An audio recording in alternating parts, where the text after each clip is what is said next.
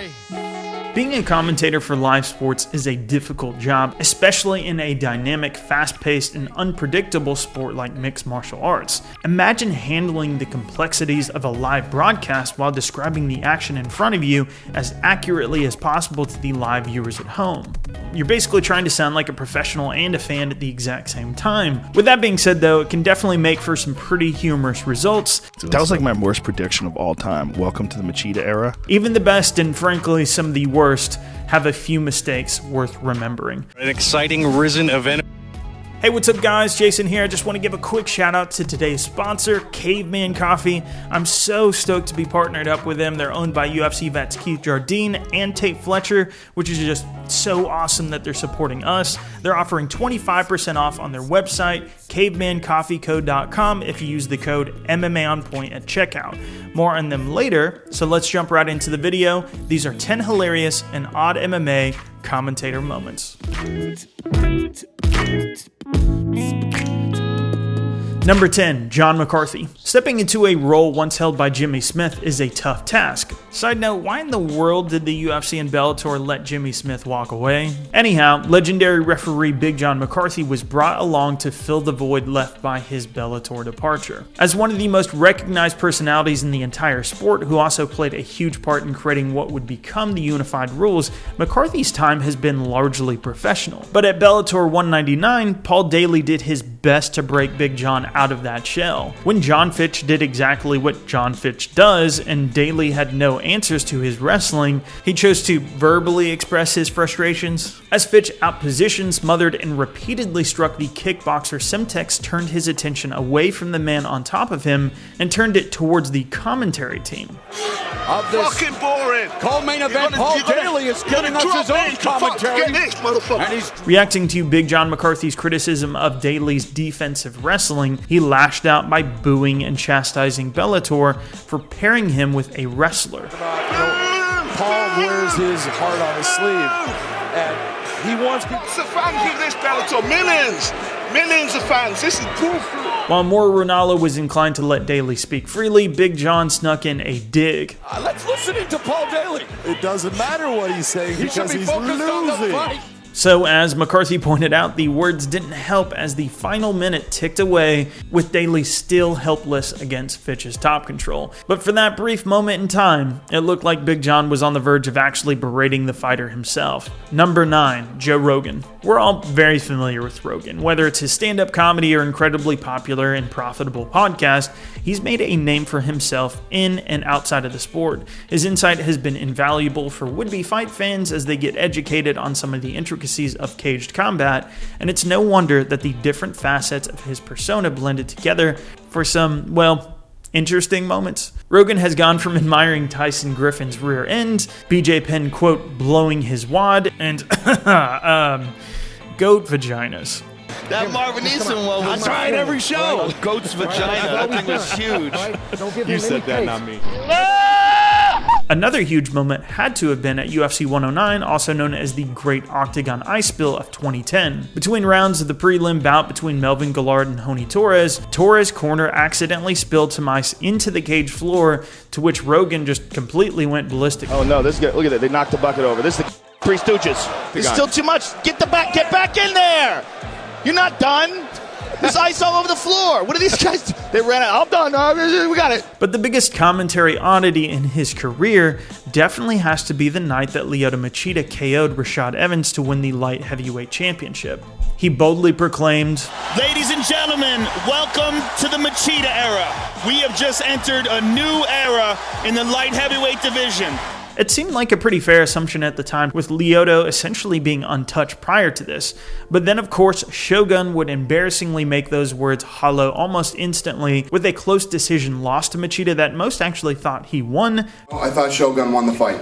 Assuming that Shogun won the first, fourth, and fifth, he wins the fight. prompting an immediate rematch where he would put an end to the one-fight championship streak or era mere minutes into the first round. Still love you, Rogan. Number 8, Mora Ronaldo. Before we begin, let's make this crystal clear. Most of the people we've talked about already, and including Mora Ronaldo, are great and well-regarded versatile commentators. Ronaldo himself has lended his voice to the highest levels of MMA, boxing, kickboxing, and pro wrestling. But even someone as respected as he is has made a blunder or two. His quick wit took an inappropriate turn during the Gina Carano and Tanya Evinger bout at Elite XC Uprising, when a lull in the action prompted Ronaldo to mention Evinger's pre-fight declaration that she'd rather make out with Gina Carano than fight her. Color commentator Bill Goldberg, no, not Mike Goldberg, the wrestler Bill Goldberg, sensing a bit of awkwardness, wisely decided that he wouldn't touch this topic with a 25-foot pole. Instead of just letting this layup for dirty humor go by the wayside, Ronaldo tapped into his inner Michael Scott and announced his desire to... I'd like to touch it with a 25-centimeter one. That's inappropriate. And of course, there was a decent amount of backlash to his remarks, while some of the typical trolls took to the forums to express delight in his humor. You gotta admit, it's really awkward for a buttoned-up commentator to be making sexual jokes about the fighters, especially in women's MMA when this was so new to being televised. You should be selling the fight, not treating it like a bra and panty match in WWE. Ronaldo has shared his regret over the years and was even briefly suspended by Showtime Sports as a result. Number 7, Steven Quadros. I'll be honest, Steven Quadros is super underrated and I'm actually a big fan of him. While now the American audience dictates event times and leads to fans overseas packing into arenas at ungodly hours early in the morning, this wasn't quite the case in 1998. At that time, Pride Fighting Championships reigned supreme in Japan as the world's premier MMA organization. So American audiences weren't exactly a high priority. Pride didn't even have live English commentary back then and instead recorded audio over the previous events for home release videos. So yes, instead of paying for Bas Rutten and Steven Quadros to fly out to Japan for live calls, it was cheaper to book a recording studio and have the two contribute to it after the fact. Humorously, you can actually look at Mark Kerr's fights and see Bas Rutten in the corner as he's also commentating. And that's what makes Steven Quadros' mistake during Pride 3 so interesting. When talking about the late notice bout between Gary Goodrich and Amir Ranavardi, Quadros shared a story of Ranavardi calling him to say that he'd been offered the fight with Gary Goodrich. Okay, so far so good, some historical information, sounds pretty good. But then he continued to mention Amir's follow-up call the next day to say, well, spoiling the whole fight. And then Amir called me after the fight was over and he told me that he had lost the fight. In the moment, though, Rutten immediately picked up on the air and reminded Quadros that they were pretending to watch live and that the audio would need to be edited out. Okay, they have to cut it out. You're right here, man. The two then awkwardly tried to feign suspense for the remainder of the recording, but seriously, why the hell didn't somebody just try to edit that out? It's actually still on Fight Pass right now. Number 6, Bill Wallace. If you say the name Bill Wallace to a middle-aged martial arts enthusiast, perhaps they will indeed think of the kickboxer known as Superfoot, whose incredible sidekick carried him to an undefeated record in middleweight title. But ask anyone who's exclusive to the MMA bubble, and so long as they've seen UFC 1, chances are they'll know that name as part of the commentary team for the inaugural event. Or maybe you just don't know what the hell we're talking about, but there is a reason he was never invited back to the UFC's booth. And the trouble started as soon as his mic went live in the early seconds of the broadcast. Wallace began the evening by actually botching the name of the promotion, The Ultimate Fighting Challenge, and hilariously burping while saying the name of the arena. Hello, I'm Bill Wallace, and welcome to McNichols Arena. To make matters worse, Wallace was woefully unprepared for the pronunciations of names like Taylor Tooley, Gerard Gordeau, and Royce Gracie, who is a jiu-jitsu expert, when he wasn't initiating truly bizarre bits of conversation with fellow commentators NFL great Jim Brown and fellow former kickboxer Kathy Long. Who knows, maybe he was in just as much shock as everyone else watching at home, but it's clear announcing was not his calling. Number 5, Mike Goldberg. While he has found a new life as one of the voices of Bellator, Mike Goldberg initially made his name in MMA as the play-by-play commentator for the UFC. Duh. During 20 years with the organization, he inadvertently gave us some rather regrettable moments. Granted, 2 entire decades is a long time to be in front of a microphone, so yeah, I get it, he's been around for a long time, of course he's gonna make mistakes, but let's be real, he's made way more mistakes than most of his colleagues. A quick search for blooper videos will show some simple mistakes on the call. You can even check out his non-MMA highlight reel, particularly his dreadful stint for the NFL, but what stands out here are the times Goldberg found a way to make things particularly strange with Joe Rogan. And yeah, Rogan was ready to call him out as often as possible. As Ronda Rousey found herself on the business end of Holly Holm's hands and feet at UFC 193, Goldie strangely decided to remark on her rock star status rather than, her getting beat up. Takes a lot of energy to be a rock star. Holly's taking a lot. It has nothing to do with being a rock star. She's getting lit up. Anybody else seen the similarities between Travis Lutter and Michael Jordan? Michael Jordan-esque in his grappling skills is Travis Lutter. No. Nothing like a play-by-play description of a fighter touching the fence upon entering the cage. How about a conversation about sexual innuendo in vampire mythology?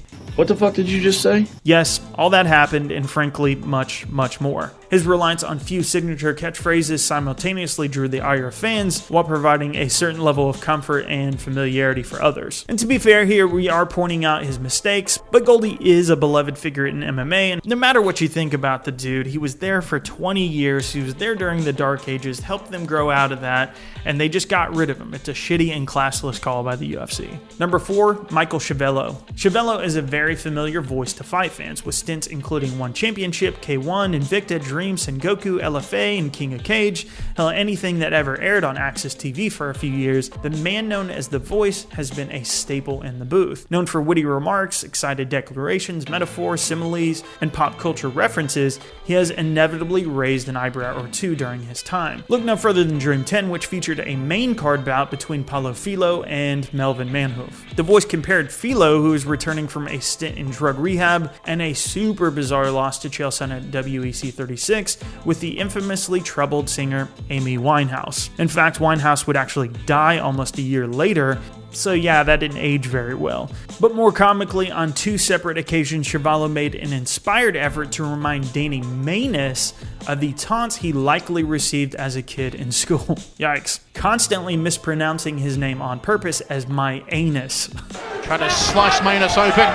Maness getting beaten on. Watch the back of the head. Could be in trouble here, Maness. Still right in the back of Maness. There is a cunt on Maness. Well, Maness is bleeding all over Chavez's chest. The Voice was being an asshole here, let's be honest, flipping the unfortunate name in as many unfortunate yet fight-accurate statements as possible. He displayed a level of savagery beyond the plethora of one-line zingers, with Pat Miletich even joining in on the fun like it's Step Brothers. Number 3, Mitch Chison. One Championship has developed quite the reputation for hyperbole. Billions of viewers worldwide, lofty evaluations, and all kinds of crazy things said about their accomplishments have been the calling card for the Singapore-based group. That level of exaggeration has made its presence felt in the commentary booth. While the aforementioned Michael Schiavello has been known to turn up the volume whenever possible, his partner Mitch Chison tends to really take it up a notch. While commentators are usually known to put a little extra emphasis to play up the drama of what they're watching, it's usually reserved for only the most insane sequences with stoppages or just all-around big moments. Chison has elected to push the envelope kind of just because. We're supposed to bring him in between rounds, but no match has gone past the first round. At the night, how you doing, Brandon? Or shouting like he's a second ring announcer in the post-fight interview. Your one middleweight world champion on live. And of course his habit of just repeating things like he's DC and this is Thug Rose when he's just maybe ran out of stuff to say. Joe Mary! Thug Rose! Joe Mary! Thug Rose! Perhaps if he weren't paired with the high-energy Schiavello, it would be a bit easier to digest the one fighter turned color commentator. Number 2, Gus Johnson. When both Elite XC and Strikeforce managed to secure landmark broadcasting deals with CBS, both companies turned towards established voices in other sports for an era of legitimacy. Enter Gus Johnson, a veteran in the booth for the NBA, NFL, boxing, and NCAA basketball. CBS tapped Johnson for play-by-play duties. Already known for being a tad enthusiastic, to put it mildly, Let's it go for 3! Holy mackerel! he brought that signature style to MMA with less than stellar results. When putting the stakes of the entire operation on an inexperienced Kimbo Slice came back to haunt Elite XC in the form of a Seth Petruzzelli KO, Johnson declared it The most incredible victory in the history of mixed martial arts! What? I mean, come on. All the legendary fights out there, and this is the one that you choose? And when Strikeforce reignited CBS's involvement in the sport after the failed experiment, Johnson would once again provide the audio backdrop for another of MMA's lower moments. The Strikeforce Nashville brawl between Jason Miller and, everyone led Johnson to proclaim to the nearly 3 million viewers at home, sometimes these things happen in MMA. Sure, let's reassure everyone that this is totally normal and not as crazy as it actually was. It just happens all the time. Great call, Gus. And who could forget after Verdum historically beat Fedor? He simply proclaimed Brazilian Jiu-Jitsu! Which I would consider the equivalent of shouting punch after a knockout. Yes, Gus, that's exactly right. Jiu-Jitsu got it done. Really powerful and in-depth insight. Really appreciate it. Jiu-Jitsu! Jiu-Jitsu! And number 1, Chris Cordero.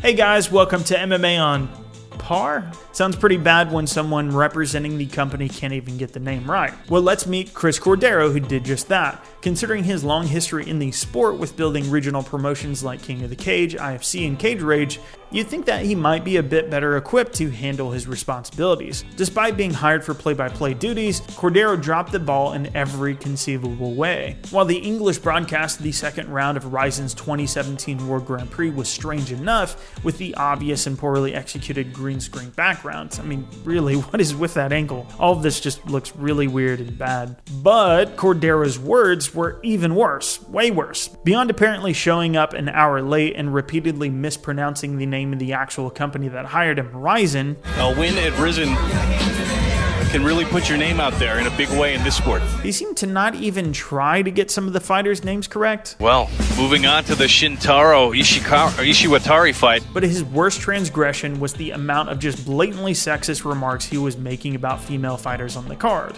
As Miyu Yamamoto made her way to the ring at 43 years old, Cordero thought it was time to talk about how women don't age well. Not anything wrong about females, but generally they don't tend to age as well as the gentlemen.